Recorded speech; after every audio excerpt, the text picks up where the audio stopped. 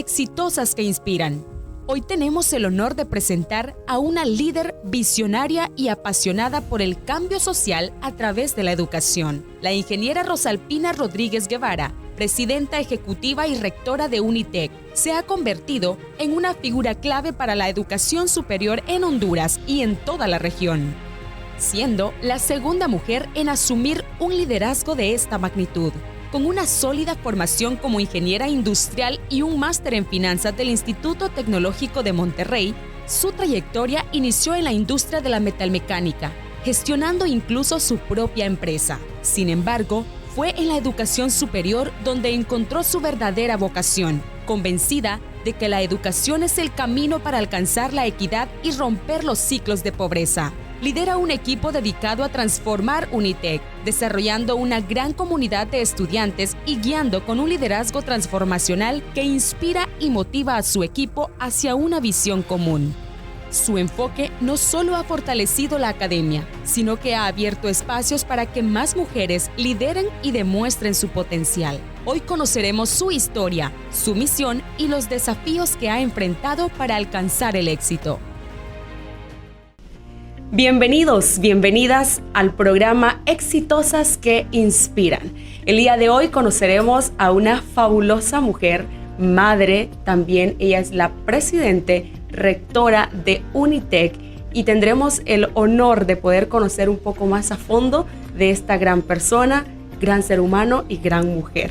Rosalpina Rodríguez, gracias por aceptar esta invitación. No, qué honor, de verdad súper agradecida, encantada con el concepto del programa y de verdad gracias por esta invitación. El objetivo, como lo comentábamos, es que muchas de nuestras mujeres hondureñas, jóvenes que vienen emergiendo en el mundo empresarial, académico, puedan tener referentes de inspiración para poder lograr todos esos sueños. Y hoy queremos hablar de Rosalpina, conocer un poco más quién es, cuáles fueron esos momentos de su infancia, cómo se vivieron, cómo los recuerda. Pues mira, tuve una infancia realmente feliz. Es una infancia de una niña de clase media, viviendo en esas colonias donde salíamos a la calle no habían celulares, no había internet. La única regla era llegar a casa antes del anochecer. Entonces eso, en una colonia llena de familias jóvenes, con muchos niños, siendo la mayor de mis hermanos, con primos y con grandes ejemplos de personas en mi familia. Y sin duda mucho de lo que hoy soy es un poco herencia de lo que ha habido en mi familia y de esa niñez que viví. Esos valores que aprendió en casa, sí, siguen ahora vigentes en la vida de Rosalpina. Sin duda. Fíjate que yo creo que mucho de lo que soy y de lo que soy como persona o como profesional, sin duda viene de mi esencia y de la esencia de mi familia. Tuve grandes ejemplos, por ejemplo, de mujeres fuertes, de mis abuelas, tías, de mi madre, de mujeres fuertes que han sabido superar adversidades, que han sabido la importancia de lo que es la educación, pero también ejemplos de hombres maravillosos, ¿verdad? Entonces creo que muchos de los ejemplos de mi familia me formaron, pero también la forma en que fuimos criados, sin duda, siempre poniendo el trabajo, por ejemplo, como algo importante, el trabajo, la educación, el respeto, pero el trabajo también, el amor por el trabajo. Es decir, en mi familia todas las personas, creo yo, hemos tenido grandes ejemplos de personas que han valorado muchísimo su trabajo y que han podido a través de él dejar huella. Uh-huh. Entonces sí, mucho de lo que soy viene de ahí. ¿Y sus padres a qué se dedicaban?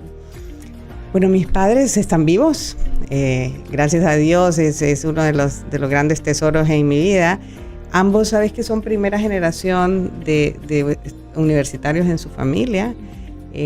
Mi papá es doctor en metalurgia, él es del Progreso, estudió en el Progreso y después, gracias precisamente a una beca de los padres jesuitas, pudo salir a estudiar fuera, a Colombia, y se formó fuera y regresó al país.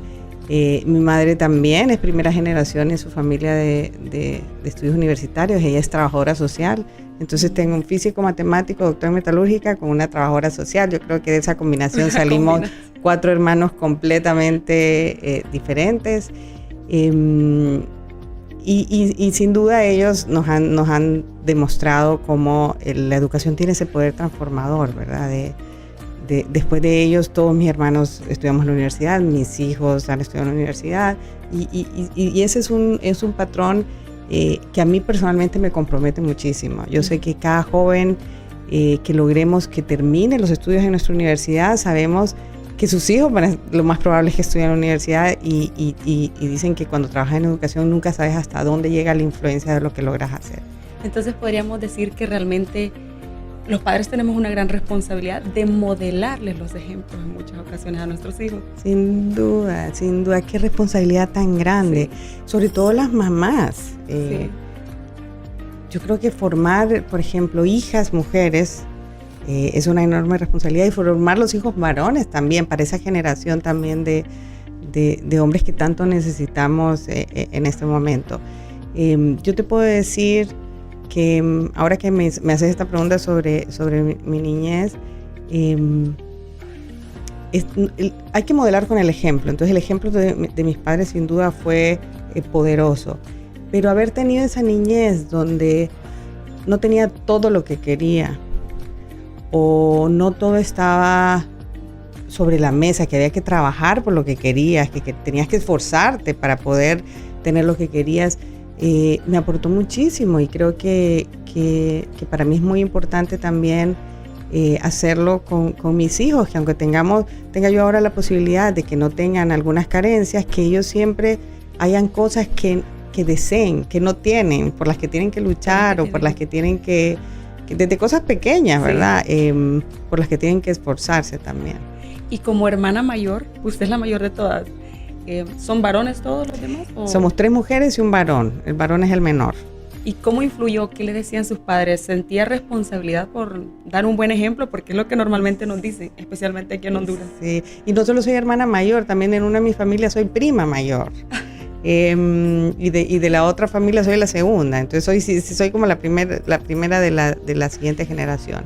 Y creo que eso también me formó mucho un sentido como maternal, ¿verdad? Con mis hermanos y con mis primos, de cuidar, sobre todo de modelar con el ejemplo. Yo creo que cuando me recuerdo a mi niña, recuerdo mucho el querer portarme bien, porque me estaban viendo mis hermanos o mis primos, sí. O sobre todo que mi familia estuviera orgullosa de mí. O sea, es la primera que iba a la escuela, o que cumplía 15 años, sí. O que me graduaba del colegio, de la universidad. Esa sensación de querer dar, que se sintieran orgullosos de mí, es algo que recuerdo mucho de niña. Quizá incluso eso también me ha hecho muy exigente conmigo misma también. Entonces, ves, todo parte, creo yo, de la niñez. Creo que los padres nos dan una gran responsabilidad, especialmente a los mayores. Sí, muy Como cierto. tienes que ser el ejemplo, y tú tenés que aprender a portarte bien, porque los demás van a seguir tu ejemplo. Sí. ¿Lo sintió como una gran responsabilidad? Sí, de hecho,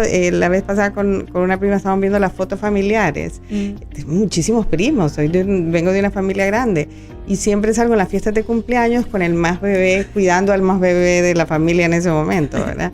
Entonces creo que eso me marcó, ese querer cuidar, y sobre todo ser buen ejemplo para mis hermanos, claro. y mis primos. ¿Recuerda alguna frase o algunas tareas o algunas metas que su papá o su mamá le ponían para que usted pudiera lograr algo, como cuando quería un premio o algo que usted deseaba? De lo que más recuerdo, te podría mencionar como 2 cosas. Esto que te digo, en mi casa mis padres han sido trabajadores, han trabajado duro toda su vida. Entonces recuerdo nosotros pequeños, mi papá él es doctor en metalúrgica, y tenía un taller con obreros, trabajando con metales y todo, y que él nos llevaba trabajo a la casa para que nosotros ayudáramos a armar unas piezas. Yo estoy seguro que él no necesitaba que nosotros armáramos esas piezas, pero lo llevaba porque no todos tenemos que trabajar.